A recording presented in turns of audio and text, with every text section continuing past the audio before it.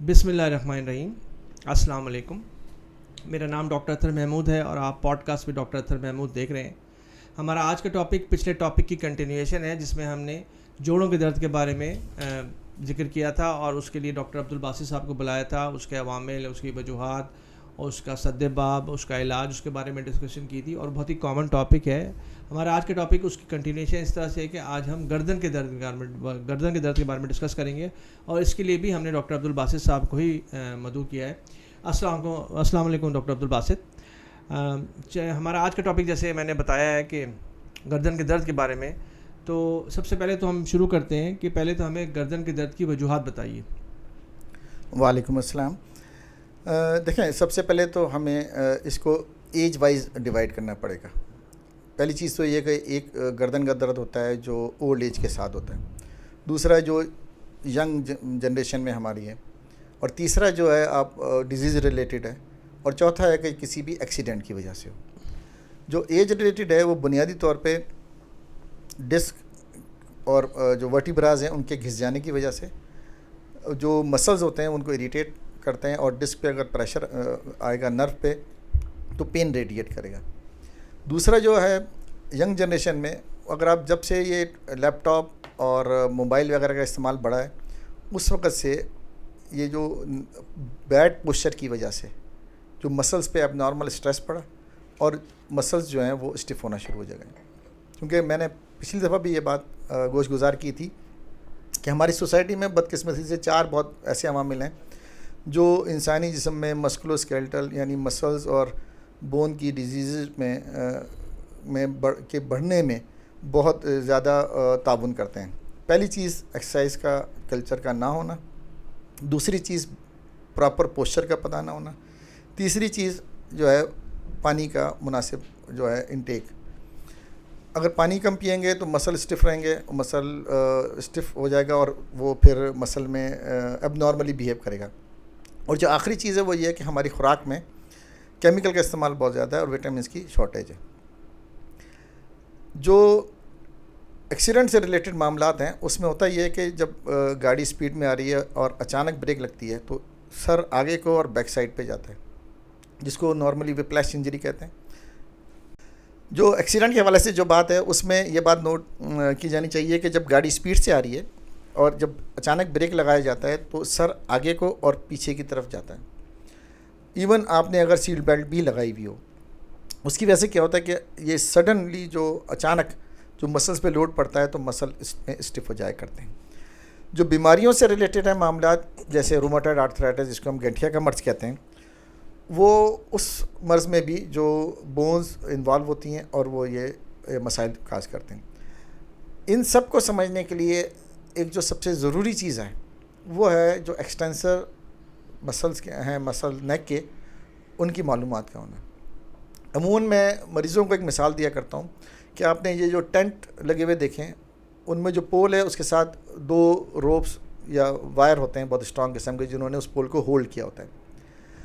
अब जो पोल की स्टेबिलिटी है वो उन वायर्स या रोप्स की स्ट्रेंथ पे डिपेंड करती है। इसी तरह अब आप देखेंगे कि जो ये नेक के मसल्स हैं, इन्होंने हेड को और नेक को होल्ड किया हुआ है। अगर ये मसल वीक हो जाएंगे तो नेक का प्रॉपर पोस्चर को मेंटेन करना पॉसिबल नहीं होगा और जो कि दर्द का बाइस बनेगा। दूसरी इंपॉर्टेंट चीज़ जो समझने की ज़रूरत है वो ये है कि अगर कभी भी नेक में कोई प्रॉब्लम हो तो आपको मूव करने में पेन होता है, जिसकी वजह से आप गर्दन को हरकत नहीं देते। जब आप गर्दन को हरकत नहीं देंगे तो मसल मज़ीद स्टिफ हो जाएंगे।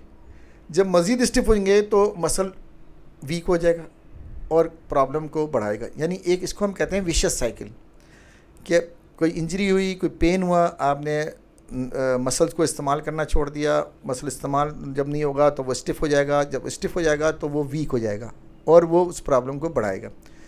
तो इसलिए हम जो ये कहते हैं कि जी आप एज़ अर्ली एज़ पॉसिबल इसका ट्रीटमेंट करें मसल रिलैक्सेंट और एंटी इन्फ्लेमेटरी देकर, ताकि ये जो मसल की वीकनेस का साइकिल है इसको ब्रेक किया जाए। अच्छा बासित साहब, मुझे ये बताइए कि मरीज़ को तकलीफ़ क्या होगी, मरीज़ कैसे प्रेजेंट करेगा, कैसे आपकी ओपीडी में आकर किस तरह बताएगा कि मुझे क्या तकलीफ़ है? देखें, इसकी प्रेजेंटेशन जो है वो मुख्तलिफ़ तरीके से होती है।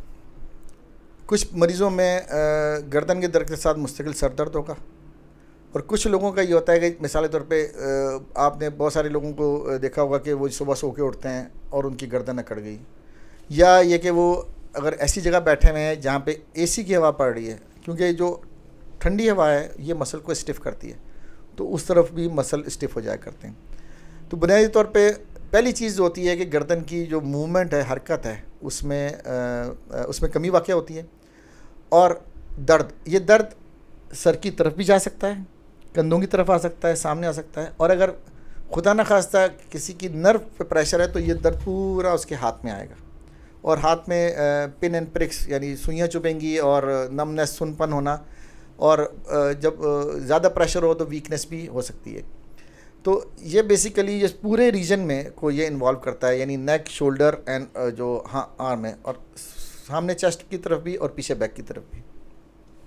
اچھا، اس میں تھوڑا سا یہ بتا دیں ہمارے ناظرین کو کہ جو ہماری بیسک گردن میں جو مورے ہوتے ہیں ان میں سے نروز گزرتی ہیں، اور اس کے جو سوراخوں سے انہیں کے دباؤ کی وجہ سے یوزلی آتا ہے نا، پریشر آتا ہے۔ تو بیسیکلی آپ کا جو اسٹرکچر ہے، وہ جو آپ کے بونی اسٹرکچر ہے، اس کے اندر کی نرو کے کمپریشن سے یہ سارے درد آتے ہیں۔ اکثر لوگوں کو نہیں پتہ ہوتا کہ ہماری نروز جو ہے نا اوپر سے آ کے کیسے ڈسٹریبیوٹ ہوتی ہیں۔ ایکچولی جو چیز سمجھنے کی ضرورت ہے وہ یہ ہے کہ 2 ورٹیبراز ہیں، ان کے بیچ میں ایک ڈسک ہے، ہر ڈسک 2 مورے ہیں، اور ان کے درمیان میں ڈسک ہے، ہر ڈسک کے لیول پہ ایک نرو رائٹ سائڈ پہ ایک لیفٹ سائڈ پہ نکل رہی ہے۔ تو ہوتا کیا ہے کہ جب ایکچولی جو وزن ہے یا جو موومنٹ ہے اس کو تو کنٹرول کرنا ہے مسل نے، اگر مسل ویک ہو جائے گا تو سارا کا سارا لوڈ اس اسٹرکچر پہ پڑے گا۔ اب چونکہ ورٹیبراز جو ہیں وہ یا مورے جو ہیں وہ بون کے ہیں، بونی اسٹرکچر ہیں، لیکن جو ڈسک ہے وہ بنیادی طور پہ ایک چربی کا رنگ ہے اور بیچ میں جیلی ہے۔ تو انیشلی سب سے ابتدائی طور پہ کیا ہوتا ہے کہ وہ جیلی جو خشک ہو جاتی ہے اس کے بعد وہ سلپ کر جاتی ہے، وہ جو ڈسک جیسی سلپ کرے گی تو سائڈ سے جو نرو گزر رہی ہیں ان پہ پریشر آئے گا۔ لیکن یہ بات یاد رکھیے گا کہ جب بھی نرو پہ پریشر آئے گا کسی بھی اسپیسیفک نرو پہ، تو وہ اس کی ڈسٹریبیوشن کے ایریے میں سارا پین ریڈیٹ کرے گا۔ تو نارملی جو ہمارے نیک میں جو ڈسک سلپ ہوتی ہیں یا جو نرو کمپریس ہوتی ہیں وہ لوور سیگمنٹ کی ہوتی ہیں، C4 5 C5 6 C7 T1 کی، تو ان کی ریڈیشن عموماً ہاتھ میں آیا کرتی ہے۔ اس کے علاوہ نرو پہ کمپریشن ایک اور طریقے سے بھی ہوتی ہے۔ ہوتا کیا ہے کہ جب مسل ہے، اس کی مثال میں آپ کو دیتا ہوں کہ مسل ایک ربڑ بینڈ کی طرح ہے، جب وہ ریلیکس پڑا ہوا ہے تو وہ کسی قسم کا کوئی پریشر ایگزرٹ نہیں کر رہا، لیکن جیسے ہی اس کو آپ ٹائٹ کریں گے یعنی مسل کو اسٹف کریں گے، جو بیچ میں سے نرو پاس ہو رہی ہیں ان پہ پریشر آئے گا، لیکن اس کی ڈسٹریبیوشن وہ کلاسیکل ڈسٹریبیوشن نہیں ہوگی۔ تو بنیادی طور پہ نرو پہ کمپریشن 2 طرح سے آ سکتا ہے، مسل کے اسٹف ہونے کی وجہ سے، جو کہ بہت ہی ایک ٹرانزینٹ سے ہوتا ہے، اس میں پین جو ریڈیشن ہوگی نا پین کی وہ آف اینڈ آن ہوگی، لیکن جو نرو کا پریشر ہے ایک تو اس کا پین بہت سیویئر ہوگا اور اس کی ایک کلاسیکل ڈسٹریبیوشن ہوگی۔ تیسری چیز جو ہے اس میں وہ ریفرڈ پین کے نام سے ہوتا ہے، اس میں یہ ہوتا ہے کہ اگر جو بونی اسٹرکچرز ہیں وہ اگر ان کی میل الائنمنٹ ہے یا بزرگوں میں جب وہ گھس جاتے ہیں تو وہ مسلس کو اریٹیٹ کرتے ہیں، اس کی وجہ سے پین ریڈیٹ کرتا ہے، لیکن اس کو ڈفرینشیٹ کرنا بہت آسان ہے، ایکس ریز کے اوپر بھی اور ایڈوانس جو انویسٹیگیشن ہوتی ہیں اس کے اوپر بھی۔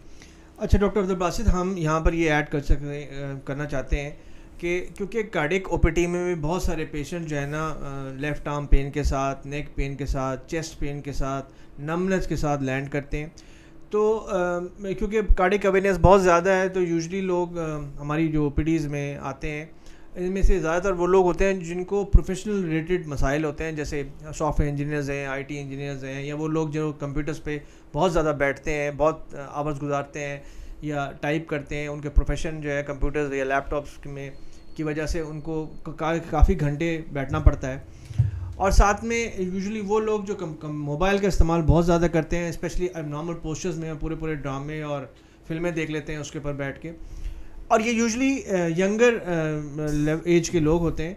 تو جب ہمارے پاس آتے ہیں تو ان کو ٹپیکل فیچرز جو ہے نا کارڈک نہیں ہوتے، اور ویسے بھی میں جیسے پہلے پروگرام میں ذکر کیا ہے کہ جب ہم کسی کو کارڈک حوالے سے ایویلیویٹ کرتے ہیں تو ہم یہ دیکھتے ہیں کہ کس کو اسٹیٹسٹیکل رسک ہے دل کی بیماری ہونے کا۔ تو اگر 25 سال کی ایک لڑکی آئے جو کہ سافٹ ویئر انجینئر ہو اور کسی کمپنی میں کام کرتی ہو، یا لڑکا ہے اور کہے کہ میرے لیفٹ آرم میں درد ہو رہا ہے اور نیک میں اسٹفنس ہو رہی ہے یا نمنس ہو رہی ہے، تو زیادہ احتمال یہی ہے کہ کارڈک نہیں ہوگا۔ لیکن اسی طرح کئی دفعہ ایسا ہوتا ہے کہ بڑی عمر میں 50-60 سال کی عمر میں جب ہمارے پاس لوگ ہوتے ہیں اور ان کو کارڈک ڈیزیز بھی ایگزسٹ کر رہی ہوتی ہے اور ساتھ میں یہ ڈیزیز بھی ایگزسٹ کر رہی ہوتی ہے. تو ہم نے یہ دیکھنا ہوتا ہے کہ پریورٹی کس کو دیں اور ساتھ میں کہ اس وقت جو درد ہے وہ کس چیز کا ہے.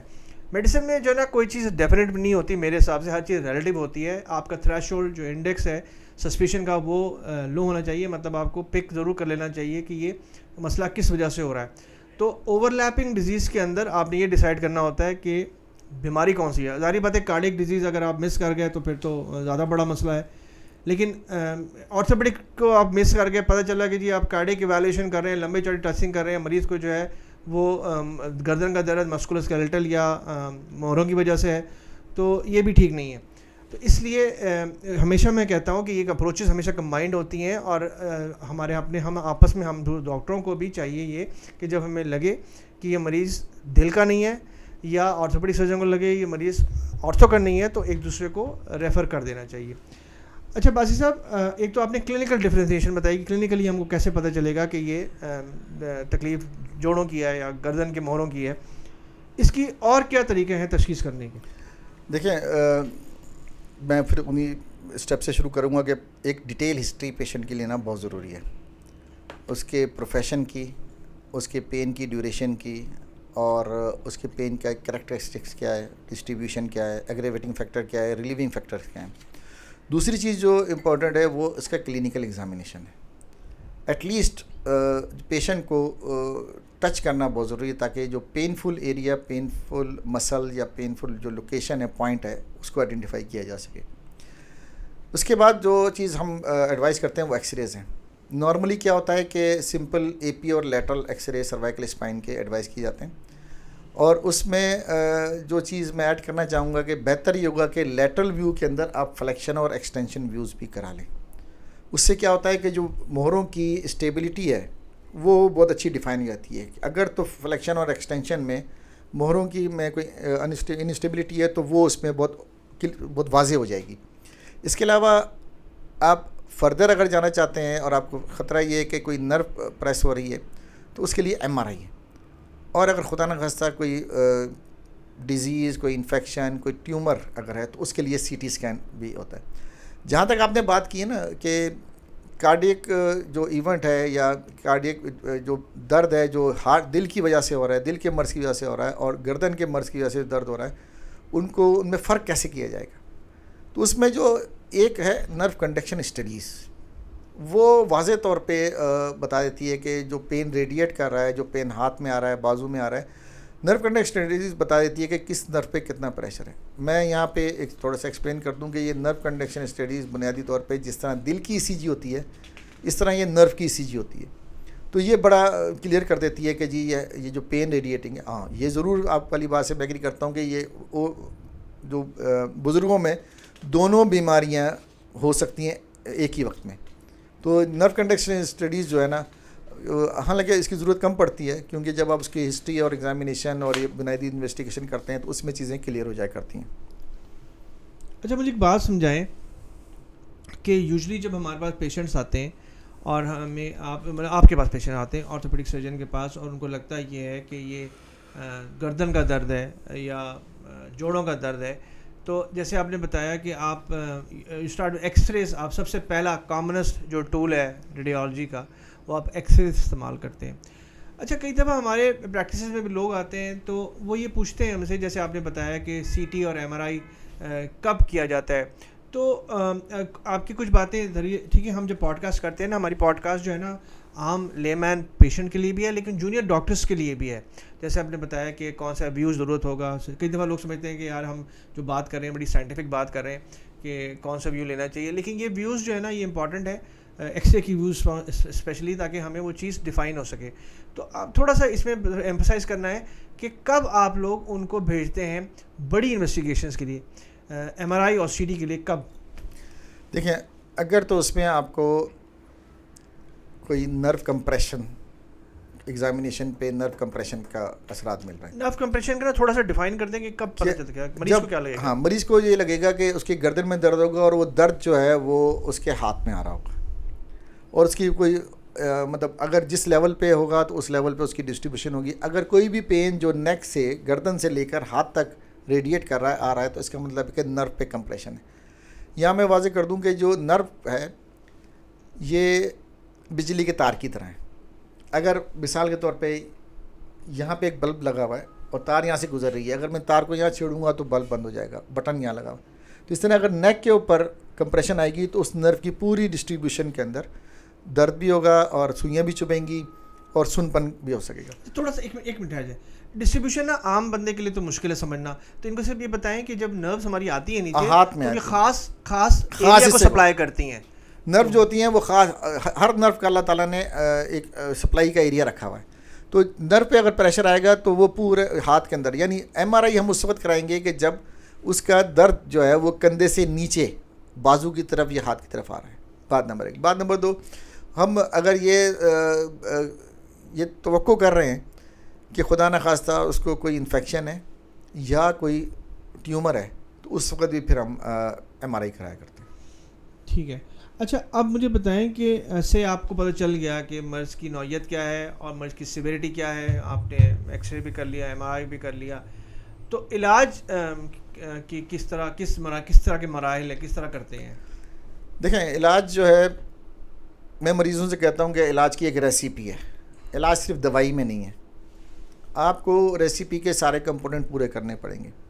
جو پہلی بڑی امپورٹنٹ چیز یہ ہے کہ جو پین ہے اس کا سائیکل کو بریک کرنا ہے. اس کے لیے ہم اینٹی انفلیمیٹری, مسل ریلیکسنٹ یہ نارملی یوز کرتے ہیں, کمبینیشن میں یوز کرتے ہیں. اور اس کا بینیفٹ یہ ہوتا ہے کہ جو انفلیمیشن کم ہوگی, مسل ریلیکس ہوگا تو کافی سارا پین اس کا جو ہے وہ سیٹل ڈاؤن ہو جائے گا. اس کے علاوہ ہیٹنگ پیڈ ہے.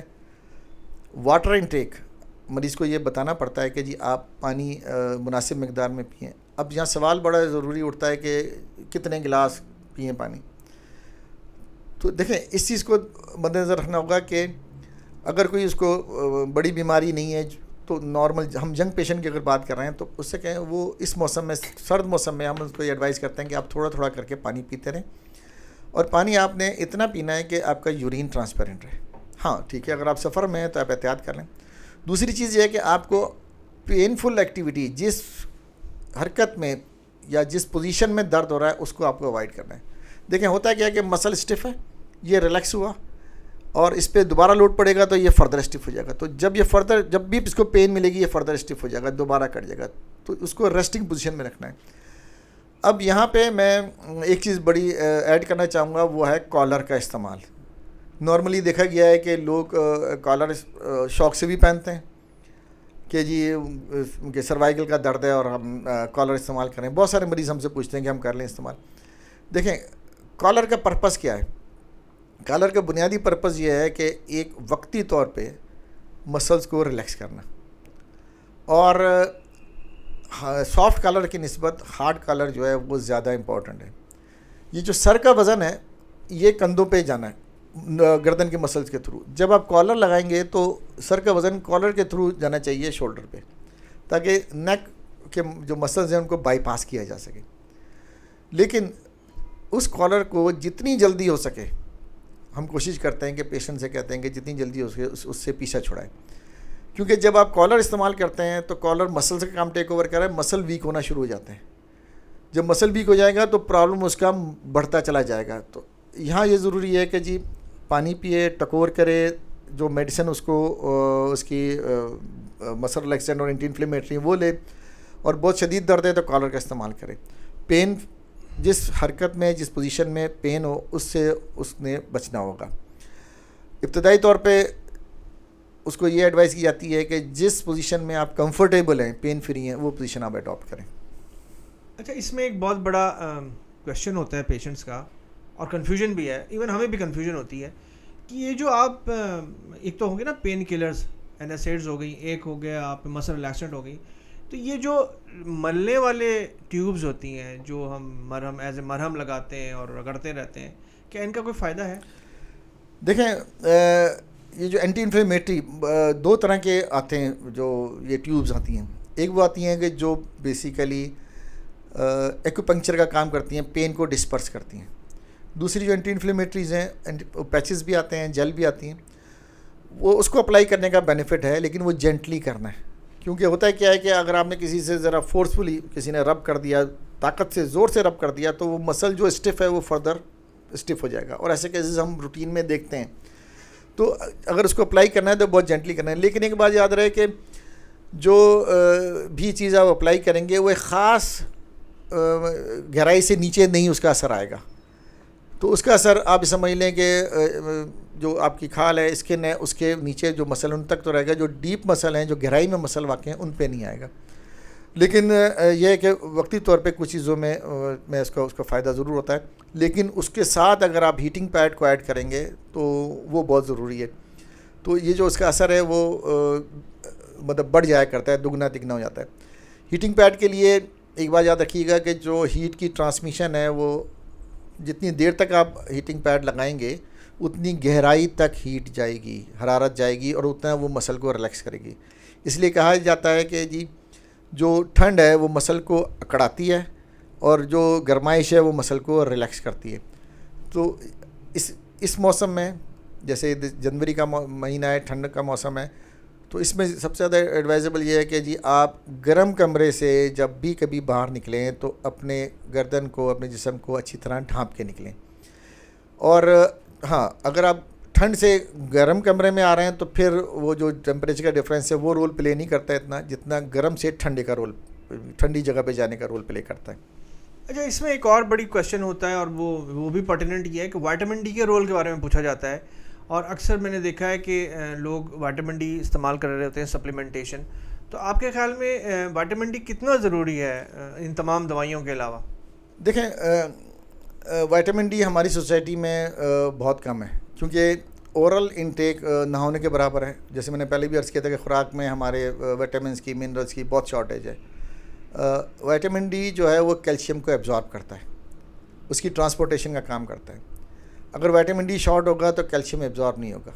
اس میں ایک دیکھا یہ گیا ہے کہ جن لوگوں کا وائٹامن ڈی شارٹ ہوتا ہے تو ان کا بلڈ کیلشیم اگر آپ کرائیں گے سمپل, وہ نارمل آئے گا. اس لیے کہ اللہ تعالیٰ نے یہ نظام رکھا ہے کہ وائٹامن ڈی شارٹ ہوا, کیلشیم ایبزارب نہیں ہو رہا, جسم میں کیلشیم, خون میں کیلشیم کی کمی ہونے سے پہلے بونز میں سے کیلشیم نکل کے بلڈ میں آ جائے گا, خون میں آ جائے گا. لیکن دوسری طرف کیا ہوتا ہے کہ جو مسلز ہیں ہمارے, جو ہاتھوں پیروں اور گردن کے مسل ہیں, ان کو ہم اسکیلیٹل مسل کہتے ہیں, ان مسلز کے اندر کیلشیم کا جو استعمال ہے وہ کم ہو جاتا ہے, جس کی وجہ سے مسل اسٹف کر جاتے ہیں. دوسری چیز جو بڑی امپورٹنٹ یہ ہے کہ وائٹامن ڈی کا اپنا بہت رول ہے ایز اے پین مینجمنٹ میں, درد کو کم کرنے میں. اور اس وقت تو وائٹامن ڈی کو وائٹامن آف ونٹر کہا جاتا ہے. تو وائٹامن ڈی اور دوسرا جو وائٹامن ہے وہ B12 ہے. اب وائٹامن ڈی تو فیٹ سولوبل وائٹامن سے تعلق رکھتا ہے, B12 جو ہے وہ جو واٹر سولوبل سے ہوتا ہے. تو اگر B12 کی کمی بھی ہوگی تو پھر یہ نروز کا اب نارمل بیہیویئر اور مسلس کی ٹنگلنگ اور ٹویچنگ یہ بہت زیادہ کامن ہے. تو اگر ہمیں کوئی بلڈ انویسٹیگیشن کرنی ہوتی ہے تو ہم وائٹامن ڈی اور B12 لازمی کراتے ہیں, اور اس کے حساب سے پھر ان کو کریکٹ بھی کیا جاتا ہے. اچھا, اس میں وائٹامن ڈی ڈیفیشنسی سے میرا اپنا خیال یہ ہے کیونکہ ہم لوگ زیادہ تر انڈورز رہتے ہیں, ہمارے سارے کام انڈورز کے ہیں, تو وائٹامن ڈی سب سے بیسٹ جو ہے آپ کو ملتا ہے سن لائٹ سے. تو لوگوں کو یہ ہدایات کرنی چاہیے کہ وائٹامن ڈی کے اس پاکستان جیسے ملک میں جہاں پہ 8-9 مہینے جو ہے نا دھوپ پڑتی ہے, تو سردیوں میں جتنی جب بھی دھوپ ہو تو بندہ دھوپ تو لگوائے نا. میرے پاس اسپیشلی وہ لوگ جو ہے نا آتے تو کارڈک پیشنٹ لینڈ کرتے ہیں, وہ ہوتے کارڈک نہیں ہے, ینگسٹ لوگ ہوتے ہیں, یہ کال سینٹرز میں کام کر رہے ہوتے ہیں, یا رات کو جو جن کی جابس جو ہے نا باہر کے ملکوں میں جو رات کو کام کرتے ہیں, وہ یوزلی ان کو تو سن نظر ہی نہیں آتا, وہ دیکھتے ہی نہیں ہے سن. تو یہ بھی وجہ ہے کہ وہ بیسیکلی ہیلدی لائف اسٹائل کی امپورٹنس بھی بہت زیادہ ہے وائٹامن ڈی سمیت. ایکچولی اس میں دیکھیں سوسائٹی کا اوور آل ٹرینڈ آپ دیکھیں, سوسائٹی کا ٹرینڈ یہ ہو گیا کہ بچے اسکول سے آتے ہیں, کھانا کھاتے ہیں, تھوڑا ریسٹ کرتے ہیں, اور پھر گیجٹس لے کے بیٹھ جاتے ہیں, پھر انہوں نے اپنا ہوم ورک وغیرہ کیا اور رات سو گئے. پرابلم ساری یہ ہے کہ آپ نے بالکل صحیح بات کی کہ سن لائٹ کا ایکسپوجر نہیں ہے. معذرت کے ساتھ کچھ خواتین جو ہیں وہ سن لائٹ, ان کا اسکن جو سن برن وغیرہ اور اسکن کی وجہ سے وہ اس کو اوائڈ کرتی ہیں, اور اس کی وجہ سے یہ پرابلم ہے. تو اس لیے جو ایک ہیلدی لائف ہے اس پہ جب تک کنسنٹریٹ نہیں کریں گے نا, چیزیں پھر بہتر نہیں ہوں گی. اچھا, مجھے چلتے چلتے یہ بھی بتائیے کہ اس میں فزیو تھراپی اور یہ جو ایک اور چیز ہے, مساج وغیرہ بھی لوگ کراتے ہیں نا. فزیو تھراپی تو چلو سائنٹیفک ہو گیا, ایک مساج ہے اس کا کیا ہے؟ چلے پہلے تمہیں فزیو تھراپی بتائیں. دیکھیں, ایک چیز یاد رکھیے گا کہ جو انسانی جسم کے لیے جتنی ضروری خوراک ہے اتنی ہی ضروری ایکسرسائز ہے، ورزش ہے. ہم جو یہ ڈیلی روٹین کے کام کاج کرتے ہیں اس کا جو جسم پہ اثر پڑتا ہے آپ یہ سمجھ لیں کہ وہ ایک نیگیٹو امپیکٹ پڑتا ہے، اس کو ہم ایگزرشن کہتے ہیں. لیکن اگر آپ کچھ تھوڑا سا ٹائم نکال کے ایکسرسائز کریں تو اس کا جو باڈی پہ امپیکٹ پڑے گا وہ بہت پازیٹیو پڑے گا. میں آپ کو بتاؤں کہ 24 گھنٹے میں 1440 منٹ ہیں، اس میں سے آپ کو اپنے جسم کے لیے صرف 30 منٹ نکالنے ہر بندہ نکال سکتا ہے، کم از کم 30 منٹ نکالنے وہ نکال سکتا ہے. مسل کو اسٹریچ کرنا، مسل کو ایکٹیو رکھنا. اور دیکھیں لوگ فزیوتھراپی کے لیے جائیں گے، دوسرا بندہ آپ کے ایلبو کو، شولڈر کو، کسی بھی جوڑ کو موو کرے گا، اس سے جوڑ تو موبائل ہوگا لیکن مسل کی اسٹرینتھ نہیں آئے گی. مسل کی اسٹرینتھ اس وقت آئے گی، مسل میں طاقت، جب آپ ایکٹیو ایکسرسائز کریں گے اور خود کریں گے تو پھر مسل اسٹرانگ ہوگا. مسل کا اسٹرانگ. اور ایکسرسائز وہ کہتے ہیں جی ہم نے 3 مہینے ایکسرسائز کر لی اور 3 مہینے کر لی پھر چھوڑ دی. تو میں ان سے سوال یہ کرتا ہوں کہ کیا آپ نے 3 مہینے کے بعد کھانا کھانا چھوڑ دیا تھا؟ وہ کہتے ہیں نہیں. میں نے کہا پھر آپ بنیادی طور پہ جس طرح کھانا روزانہ کھاتے ہیں اسی طرح ایکسرسائز بھی روزانہ کریں. فزیوتھراپی پہ رول کہاں شروع ہوتا ہے، کن لوگوں کے لیے؟ دیکھیں ایکچولی تو فزیوتھراپی کیا ہے، مسل کی کو اسٹرینتھنگ کرنی ہے. اگر آپ اس کو کر لیں، اس کا رول تو پریونشن میں بھی آتا ہے اور اس کا رول ٹریٹمنٹ میں بھی آتا ہے. اور اگر خدا نخواستہ کسی کی سرجری اگر ہو جائے تو اس کے بعد ریہیبلیٹیشن میں بھی آتا ہے. تو چیز ساری یہ ہے کہ فزیوتھراپی کا رول بالکل موجود ہے. فزیوتھراپی ایک پروگرامڈ ایکسرسائز ہے اور اب تو گوگل پہ ہر جگہ بہت مٹیریل اویلیبل ہے. لیکن میں صرف آپ کو 2-3 چیزیں چھوٹی چھوٹی سجیسٹ کروں گا. پہلی چیز یہ سجیسٹ کروں گا کہ آپ نے کسی بھی ایکسرسائز میں کوئی جرکی موومنٹ نہیں کرنی، یعنی جھٹکے کے ساتھ کوئی ایکسرسائز نہیں کرنی. دوسرا یہ کہ کسی بھی ایکسرسائز میں اگر آپ کو درد ہو رہا ہے، کھچاؤ آنا چاہیے، لیکن اگر درد ہو رہا ہے تو پھر اس درد کو آپ اس ایکسرسائز کو آپ کم کر کے دیکھیں، پھر بھی ہو رہا ہے تو پھر روک دیں. تیسری جو چیز بڑی امپورٹنٹ ہے وہ یہ کہ اسٹیمنا جو ہے مسلز کا وہ ملی میٹرز میں بنتا ہے. آپ یہ سمجھ لیں اگر آپ میٹر میں بنانے کی کوشش کریں گے نا تو کلو میٹر نیچے چلے جائیں گے. تو ان چیزوں کا آپ کو خیال کرنا ہوگا. اچھا میں بائی دا وے پوچھا تھا نا آپ سے کہ مساج کا مساج کا بھی کوئی رول ہے؟ جی ہاں، مساج کا ایک سودنگ افیکٹ ہے. مساج یہ آپ دیکھیں گے یہ جو لوکل جن کو مالشیے کہتے ہیں، کچھ لوگوں کو مالش کرانے کا بہت زیادہ شوق ہوتا ہے پورے، اور ان کو ایک طرح کا نشہ ہوتا ہے. بنیادی طور پہ مساج اس لوکل ایریا کی بلڈ سرکولیشن کو انکریز کرتا ہے. جب لوکل ایریا میں کسی بھی جگہ مساج کیا جائے گا وہ سرکولیشن انکریز کرے گا تو انفلیمیشن کو واش کرے گا اور مسل کو ریلیکس کرے گا، تو اس سے وہ بڑا سودنگ افیکٹ ہوتا ہے. لیکن یہ مساج بھی جو ہے بیسیکلی آپ ایک کوالیفائڈ فزیوتھراپسٹ سے کریں، یا اگر آپ گھر پہ بھی کرنا چاہتے ہیں تو بہت جینٹل. جو کچھ جو گھروں میں جو ماسیاں وغیرہ کام کرتی ہیں وہ بعض اوقات مساج کرتی ہیں تو وہ ذرا تھوڑا سا زور لگا کے کرتی ہیں. اور اس میں کئی کیسز ہمارے پاس آئے ہیں کہ بہت یعنی کہ سیویئر پین ہو گیا، مسل اسٹف ہو گیا، کیونکہ ایک مسل جو ایک اسٹف مسل ہے جب اس پہ آپ بہت زیادہ پریشر ڈالیں گے وہ فردر اسٹف ہو جائے گا. اچھا ڈاکٹر عبدالباسط آپ کا بہت شکریہ. آپ نے ہمیں یہ بتایا کہ اس کی عوامل کیا ہیں گردن میں درد کے، اس کی وجوہات کیا ہیں، اس کی تشخیص کیسے ہوتی ہے، کون کون سے ٹیسٹ کیے جا سکتے ہیں، اور اس کا علاج کیسا ہے، لائف اسٹائل ماڈیفکیشن کیا، کس کی امپورٹنس کیا ہے، زندگی مطلب ہیلدی زندگی کی امپورٹنس کیا ہے، ہیلدی لائف اسٹائل طرز زندگی کی امپورٹنس کیا ہے، اس کا دردوں دوائیوں کا کیا رول ہے، کریمز کا کیا رول ہے، اسی طرح فزیوتھراپی اور مساج کا کیا رول ہے. ابھی اب ہمیں یہ بتائیے کہ اب ایک ایسی اسٹیج مریض پہنچ گیا ہے جہاں پر آپ کلینکلی اور ریڈیوگرافیکلی سمجھتے ہیں کہ اس کو آپریشن کی ضرورت ہے، تو وہ اس کے بارے میں ہمیں بتائیے کچھ. دیکھیں اس میں جو سب سے امپورٹنٹ چیز یہ ہے کہ جو ٹریٹمنٹ ہے نا وہ پیشنٹ کا ہوگا، انویسٹیگیشن کا نہیں ہوگا. انویسٹیگیشن آپ کو ہیلپ کرتی ہے، اور بسا اوقات ہوتا ہے یہ کہ جو ایم آر آئی ہے اس کی سینسٹیوٹی بہت زیادہ ہے. مثال کے طور پہ اگر آپ کہیں پہ بھی 5 لوگوں کو پکڑ کے ان کا ایم آر آئی کرائیں گردن کا تو 2 کے کم از کم کوئی نہ کوئی پرابلم ایم آر آئی میں آئے گا، لیکن ان کو کسی قسم کا درد کوئی تکلیف نہیں ہوگی. تو یہ چیز سمجھنا بہت ضروری ہے کہ اگر پیشنٹ جو خاص طور پہ 2 مسائل ہیں جن کے لیے ہم آپریشن کی طرف پیشنٹ کو بھیجتے ہیں. پہلی چیز یہ کہ مہروں کی جو الائنمنٹ ہے یا مہروں میں کوئی کہ الائنمنٹ میں کوئی خرابی ہو. نمبر 2 جس کو یعنی اس کو ہم کہتے ہیں کہ انسٹیبلٹی ہو. دوسری وجہ جو ہے وہ یہ ہے کہ اگر کوئی نرو کمپریس ہو رہی ہے کسی ڈسک کی. ان دونوں چیزوں کے اندر یہ دیکھا جاتا ہے کہ اگر آپ نے دوائی سے, فزیو تھراپی سے ایک تھوڑے ٹائم, شارٹ ڈیوریشن کے لیے, تھوڑے ٹائم کے لیے کالر کے ساتھ ٹریٹمنٹ کیا ہے اور اس نے اس ٹریٹمنٹ کو کی وجہ سے بہتری نہیں آئی ہے, تو پھر یہ آپریشن کی طرف جایا کرتے ہیں. اور اس میں پیشنٹ کی ہسٹری, ایگزامینیشن, جو ایکس رے, ایم آر آئی اور پیشنٹ کی جو کنڈیشن ہے ان کو اگر وہ میچ کرتی ہیں تو پھر پیشنٹ جو ہے وہ آپریشن کے لیے ریفر کیا جاتا ہے. اچھا سر, سب سے آخر میں ہمیں یہ بتائیے اس سے کیسے بچا جائے اور کیا کیا احتیاطی تدابیر ہم کر سکتے ہیں؟ دیکھیں, اس میں جو سب سے امپورٹنٹ بات ہے نا وہ یہ ہے کہ آپ کو اپنا پوسچر ٹھیک کرنا پڑے گا. جب تک آپ پوسچر ٹھیک نہیں کریں گے اس وقت تک آپ کچھ بھی کر لیں, مسلس پہ اب نارمل جو پریشر ہے اس کو آپ ہٹا نہیں سکتے. فار ایگزامپل میں آپ کو یہ مثال دیتا چلوں کہ یہ موبائل فون ہے. موبائل فون کو جب آپ مختلف اینگل پہ رکھ کے یوز کرتے ہیں تو آپ کے جسم پہ, گردن پہ جو اس کا لوڈ پڑتا ہے اس کی میں ذرا آپ کو تھوڑی سی تفصیل بتانا چاہوں گا. مثال کے طور پہ اگر میں سیدھا موبائل دیکھ رہا ہوں تو میری گردن پہ جو وزن ہے سر کا وہ 12 پاؤنڈ ہے. اگر میں 15 ڈگری اپنے سر کو نیچے کی طرف جھکاتا ہوں تو یہ وزن 27 پاؤنڈ ہو جاتا ہے.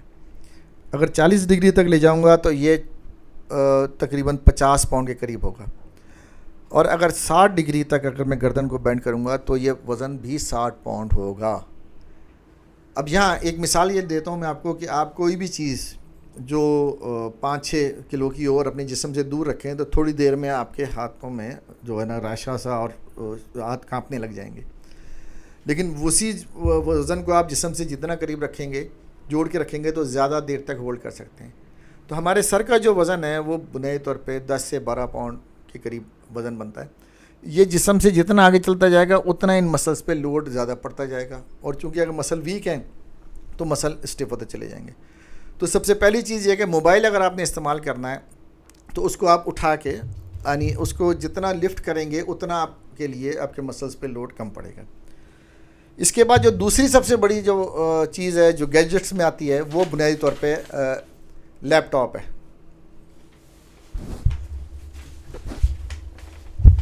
یہ جو تصویر آپ دیکھ رہے ہیں اس میں آپ دیکھیے کہ ایک ریسرچر ہے, کام کر رہا ہے, جاب سافٹ ویئر انجینئر ہے. اس کے جن پوائنٹس پہ اسٹریس پڑ رہا ہے, اس کے ماتھے پہ, اس کے سر پہ, گردن کے اوپر والی کمر پہ, یہ سارے حصوں پہ اس پہ پریشر ہے, اور یہ اب نارمل پریشر کافی دیر تک رہتا ہے. یہاں میں اب آپ کو بتانا چاہتا ہوں کہ جو لوگ سافٹ ویئر انجینئر ہیں یا جو موبائل پہ کام کرتے ہیں ان کے لیے بہت ضروری یہ ہے کہ ایک تو ہر 20 سے 30 منٹ کے بعد ایک تھوڑی سی بریک لے لیں, یعنی اپنی ورکنگ پلیس سے اٹھیں, 3-4 قدم چلیں, پھر بیٹھ جائیں. یا جو ہے نا ایک ایکسرسائز کا سیشن ہم اینڈ پہ آپ کو دکھائیں گے, ان ایکسرسائز کو ایک سیٹ کر لیں. اس سے یہ ہوگا کہ جو اسٹریس ہے بنیادی طور پہ وہ اسٹریس کم ہو جائے گا. کہا جاتا ہے کہ 30 منٹ تک اگر آپ ایک پوزیشن میں بیٹھیں ہیں تو جو پریشر ہے وہ ریورسیبل ہے, یعنی اس پریشر کو زیرو کیا جا سکتا ہے. لیکن اگر 30 منٹ سے زیادہ ہو جائے گا تو وہ پھر ریورس نہیں ہوگا, بلکہ وہ آپ کے مسلز میں کی اسٹفنس میں, اکڑاؤں میں یا اس کی میں ایڈ ہو جائے گا. تو 20 سے 30 منٹ کے بعد آپ نے وہ ایکسرسائز کر لیں, یا آپ وہ نہ بھی کر سکے تو آپ اٹھیں, 2-4 قدم چلیں, پھر آئیں.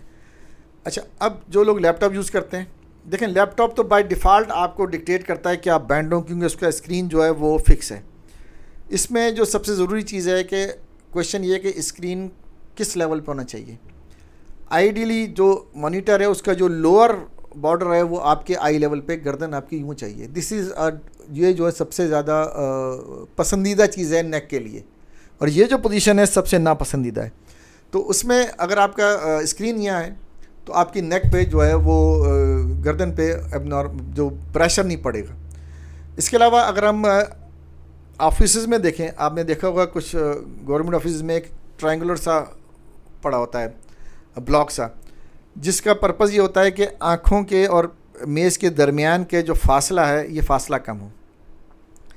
جس طرح آپ دیکھ لیں کہ وہ ایک اسٹینڈ ہوتا ہے نیوز پیپر اسٹینڈ, ہاسٹلز میں بھی ہوتا ہے, بہت ساری لائبریریز میں. وہ جتنا اپ ہوگا اور جتنا آئی سے کلوز ہوگا اتنا آپ کی نیک گردن کی کا جھکاؤ اتنا ہی کم ہوگا. تو بنیادی طور پہ جو بچے پڑھائی کر رہے ہیں ان کے لیے بھی ضروری یہ ہے کہ جو میز ہے اس سے آنکھوں کا فاصلہ کم ہونا چاہیے, کیونکہ ایک چیز جتنی نیچے ہوتی چلی جائے گی اتنا ہی آپ کا گردن پہ دباؤ بڑھتا جائے گا, جتنی چیز اوپر آتی جائے گی اتنا ہی دباؤ کم ہوتا چلا جائے گا.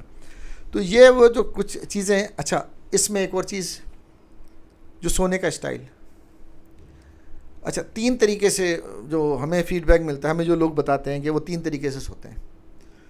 کچھ لوگ سیدھے سوتے ہیں, کچھ کروٹ پہ سوتے ہیں, اور کچھ لوگ جو ہیں الٹے سوتے ہیں.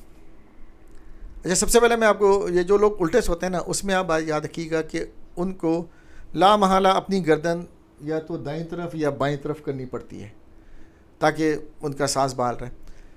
اس پریشر کی وجہ سے ان کی ڈسک کے اوپر جو ہے نا بہت پریشر پڑتا ہے, اور ان لوگوں کے اندر جو سلپ ڈسک کے جو امکانات وہ بہت زیادہ بڑھ جایا کرتے ہیں. اب آ جائیں جو لوگ سیدھے سوتے ہیں.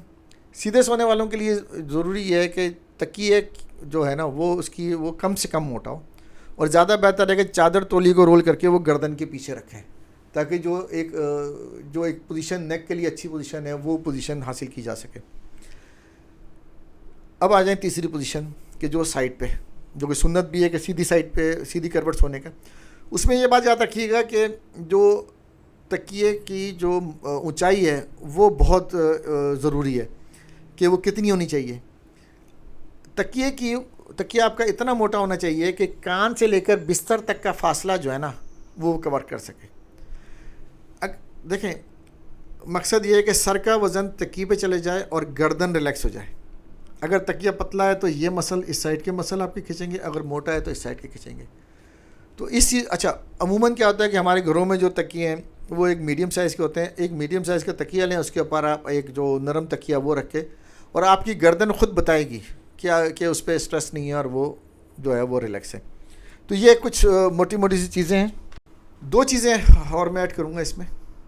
ایک ہے کہ جسمانی اور ذہنی دباؤ کو کہ آپ کس طرح ان کو کنٹرول کرتے ہیں, کیونکہ جو بھی آپ کے اگر دن بھر کی جو آپ کی بھاگ دوڑ ہے, جو محنت ہے, جو جب سب چیزیں ہیں وہ بھی آپ کے جسم پہ لامحالہ اثر ڈالتی ہیں. نوجوانوں میں تو چیزیں برداشت ہو جاتی ہیں, لیکن جیسے ہی آپ 40 اور 50 سال کی عمر سے آگے بڑھتے ہیں تو وہ پھر وہ پریشر ایریاز جو ہے نا وہ اپنا بولنا شروع ہو جاتے ہیں, تکلیف ظاہر کرتے ہیں. مثال کے طور پہ جو لوگ ڈرائیونگ کرتے ہیں زیادہ, ان کے لیے ایک نیک کا کوشن آتا ہے, وہ جو ہیڈ ریسٹ ہے اس کے بیچ میں رکھیں اور سر کو ہیڈ ریسٹ پہ رکھیں گے, کیونکہ آپ بہت سارے لوگوں کو دیکھیں گے ڈرائیو کرتے ہوئے سائڈ سے تو ان کا سر ان کے جسم سے آگے ہے. مقصد یہ ہے کہ وہی والی بات کہ اگر سر آگے ہوگا تو جو پیچھے کے جو مسل ہیں ان پہ بہت زیادہ پریشر پڑے گا, اور سر کو اگر پیچھے ہیڈ ریسٹ پہ رکھیں گے تو جو پریشر ہے وہ گردن پہ نہیں پڑے گا. اس طرح وہ خواتین جو ٹیلی ویژن وغیرہ زیادہ دیکھتی ہیں ان کے لیے بھی یہ ایڈوائز ہوتی ہے کہ جی آپ کرسی پہ صوفے پہ بیٹھی ہوں تو سر کو پیچھے دیوار سے یا صوفے کی جو پچھلی جگہ ہے وہاں پہ سر کو ٹکا لیں, ٹکا کے دیکھیں. اور دوسری چیز وہ جو میں نے آپ سے کی, گھر 20-25 منٹ کا اٹھ کے انہوں نے واک کرنی ہوگی. اور ایک آخری پوائنٹ جو ہے وہ ان لوگوں کے لیے جو سگریٹ نوشی کرتے ہیں. دیکھیں, سگریٹ نوشی سے مسلز جو ہیں ان کی فلیکسیبلٹی کم ہو جاتی ہے اور اسٹفنس یا جو اکڑا ہوا ہے وہ بڑھ جایا کرتا ہے, تو اس کو وہ ختم کرنے کے بارے میں سوچیں. بہت شکریہ ڈاکٹر عبدالباسط. اب آخر میں ہمیں آپ کچھ ایسی ورزشیں بتا دیں جس کی وجہ سے مریض جو ہے نا ان مسائل سے محفوظ رہ سکے. دیکھیں, میں نے پہلے جو ساری باتیں ہوئی ہیں ان میں ورزش کا بہت زیادہ ذکر نہیں کیا. وجہ یہ تھی کہ اس کی اہمیت بہت زیادہ تھی اور میں یہ چاہتا تھا کہ ہم اس کو آخر میں اس کو ڈسکس کریں اور ساتھ ہی ساتھ آپ کو اس کی ایک ہلکی سی ڈیمانسٹریشن بھی دیں تاکہ آپ اپنے طور پہ یہ ورزشیں کر سکیں. دیکھیں, جو ورزش کا مقصد ہے وہ مسل کو بنیادی طور پہ اسٹریچ کرنا ہے. اچھا یہاں میں اگر آپ کو یہ بات بتاؤں کہ فزیوتھراپی جو مسلس کی ہوتی ہے اس کے دو پرنسپل ہیں. ایک ہے کہ مسل کی اسٹریچنگ، یعنی مسل کو کھینچ کے اس کی جو لمبائی ہے اس کو حاصل کرنا، نارمل لمبائی کو. اور دوسری چیز یہ ہے کہ اس مسل کو پھر مضبوط کرنا، اسٹرانگ کرنا، کہ وہ آپ کی جو ڈیلی روٹین کی جو کام کاج ہے جو عام دن بھر کے، وہ آپ کے مسل اس کو سہار سکے. تو اس کے لیے ہم نے یہ ایک ہے وہ آپ کو دکھایا ہے یہ تصویر. یہ آپ دیکھیں کہ اس میں جو پہلی ایکسرسائز ہے اس میں یہ اپنے سر کو لے کے پیچھے جا رہا ہے، اور اس کی بس یہ اس کی ڈیمونسٹریشن اب آپ دیکھیں ان پہ. ٹھیک ہے، بہت شکریہ ڈاکٹر عبدالباسط آپ کا یہاں پہ آنے کا، اور یہ انتہائی کمپریہنسو، بہت ہی کنسائز قسم کا بتانے کا گردن کے درد کے بارے میں. امید ہے ناظرین آپ لوگوں کو پچھلی پوڈ کاسٹ کی طرح اس پوڈ کاسٹ کا بھی فائدہ ہوا ہوگا. اور اسی طرح میں جیسے کہتا ہوں کہ ہمیشہ کہ جونیئر ڈاکٹرز جو ہیں وہ بھی یہ چیزیں دیکھیں تو ان کو فائدہ ہوگا. بلکہ ہمارے تو کچھ دو اسپیشلسٹ جو ہمارا پروگرام دیکھتے ہیں وہ کہتے ہیں ہمیں بھی فائدہ ہوتا ہے، اور ہمیں بھی فائدہ ہوتا ہے. مطلب ہے کیونکہ ہماری اسپیشلٹی نہیں ہے یہ، تو بہت ساری چیزیں ایسی ہوتی ہیں جو ہمیں بھی پتہ چلتی ہیں، اور اس سے ہر آدمی کو فائدہ ہوتا ہے. تو بہت شکریہ ڈاکٹر عبدالباسط ایک دفعہ پھر. السلام علیکم. اچھا جب ہم نیک کی ایکسرسائزز کی ڈیمونسٹریشن کرتے ہیں، اس سلسلے میں ایک بات کو یاد رکھیے گا کہ کوئی بھی ایکسرسائز جو آپ کریں اس میں آپ کو اسٹریچ یعنی کھچاؤ محسوس ہوگا. اگر ایکسرسائز میں آپ کو درد محسوس ہو رہا ہے تو اس ایکسرسائز کو کی جو اٹیمپٹس ہیں وہ ذرا کم کر کے دیکھیں، اور اگر پھر بھی ہو رہا ہے تو اس ایکسرسائز کو کچھ دنوں کے لیے مؤخر کر دیں. کیونکہ درد کا مسئلہ یہ ہے کہ اگر درد ہو رہا ہے اس مینس کہ جو مسل ہیں وہ زیادہ اسٹف ہیں. اسٹف یا مسل کے اوپر جب آپ ایکسرسائز کریں گے، زور لگائیں گے تو وہ مزید اسٹف ہو جائیں گے. اور ایکسرسائز کا بہترین رزلٹ اگر آپ چاہتے ہیں تو بہتر یہ ہے کہ پہلے اس پہ ہیٹنگ پیڈ یا گرم پانی کی بوتل وغیرہ سے ٹکور کر لیں، تاکہ وہ اس ایکسرسائز کو فیسیلیٹیٹ کرے گی، مسل کو ریلیکس کرے گی. جو سب سے پہلی ایکسرسائز ہے اس میں آپ نے اپنے سر کو نیچے کی طرف لے کے جانا ہے اور 10 سیکنڈ کا اسٹے کرنا ہے. 10 تک گنتی گن سکتے ہیں آپ، اس کے علاوہ زیادہ بہتر یہ ہوگا کہ آپ ایک دفعہ سورہ کوثر پڑھ لیں. دوسرا اسٹیپ یہ کہ آپ اپنے سر کو میکسیمم اوپر لے کے جائیں چھت کی طرف، اور وہاں جا کے سورہ کوثر تلاوت کریں. پھر سامنے کی طرف دیکھیں، جیسے نماز میں سلام پھیرتے ہیں اس طرح سلام پھیریں، اور وہاں تک سر لے کے جائیں جہاں تک کھچاؤ محسوس ہو، اور اینڈ پہ پہنچ کے پھر آپ نے سورہ کوثر پڑھنی ہے. اپوزٹ سائڈ پہ، مخالف سائڈ پہ لے کے جائیں گے اور پھر یہی عمل دہرائیں گے. اس کے بعد جو اگلا اسٹیپ ہے وہ یہ ہے کہ سر کو ٹلٹ کرنا ہے رائٹ سائڈ پہ، جتنا میکسیمم ٹلٹ کر سکے کریں، اور جا کے 10 سیکنڈ کے لیے یا سورہ کوثر پڑھیں. مخالف سائڈ پہ کریں گے کام. اس کے بعد جو اگلا اسٹیپ ہے وہ بہت امپورٹنٹ ہے. اس کا مقصد یہ ہے کہ آپ سر کو کھینچ کے باڈی کی لائن میں لائیں. عموماً آپ دیکھتے ہیں کہ لوگوں کے سر جو ہیں وہ ان کے جسم سے آگے کی طرف ہوتے ہیں. تو اس ایکسرسائز کا مقصد یہ ہے کہ جو مسلز ہیں پیچھے کے، جو ایکسٹینسر مسلز ہیں گردن کے، ان کو آپ اسٹرانگ کر سکیں. تو آپ نے سیم ایکسس کے اوپر اپنے سر کو باڈی کی لائن میں لانا ہے اس طرح. اس ایکسرسائز میں آپ کو گردن کی نچلی سائڈ پر کھچاؤ محسوس ہوگا. یہاں رکیں اور ایک دفعہ سورہ کوثر پڑھیں، پھر آپ ریلیکس کر دیں. اب آخری سٹیپ جو ہے اس ایکسرسائز کا وہ یہ ہے کہ آپ نے دونوں اپنے کندھوں کو اوپر کی طرف لے کے جانا ہے اور لے جا کے اور وہی 10 سیکنڈ کا اسٹے کرنا ہے اور پھر نیچے آنا ہے. یہ ہے پہلا فیز، اور اس فیز کو آپ نے دن میں جتنی دفعہ ہو سکے دہرانا ہے. اور اس کی خوبی یہ کہ یہ اس کے لیے ضروری نہیں ہے کہ آپ خالی پیٹ ہوں یا کھانا کھائے ہوئے آپ کو 3 گھنٹے گزر چکے ہوں. اپنی سہولت سے کسی بھی جگہ کبھی بھی یہ ایکسرسائز آپ کر سکتے ہیں. جو اس کا دوسرا فیز ہے اس میں یہی اسٹریچنگ کرنی ہے، لیکن اس کو تھوڑی سی فورس لگا کے، یعنی آپ 2 انگلیوں کا سہارا لیں اور اس ایکسرسائز کو یہ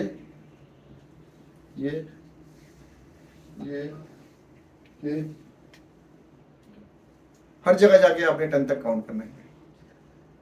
جب یہ دوسرا فیز آپ 15-20 دن کر لیں تو پھر تیسرے فیز کی طرف جائیں گے جو کہ اسٹرینتھنگ آف دا مسلس کے لیے ہوگا. اس میں آپ نے اگینسٹ دا ریزسٹنس آپ نے یہ ایکسرسائز کرنی ہے، یعنی کہ آپ ہاتھ سے روکیں گے اور سر سے نیچے دباؤ ڈالیں گے. 10 سیکنڈ کے لیے سورہ کوثر پڑھیے، پیچھے کی طرف جائیں، سر سے کو دباؤ ڈالیں ہاتھ کے اوپر، ہاتھ سے روکیے اس کو.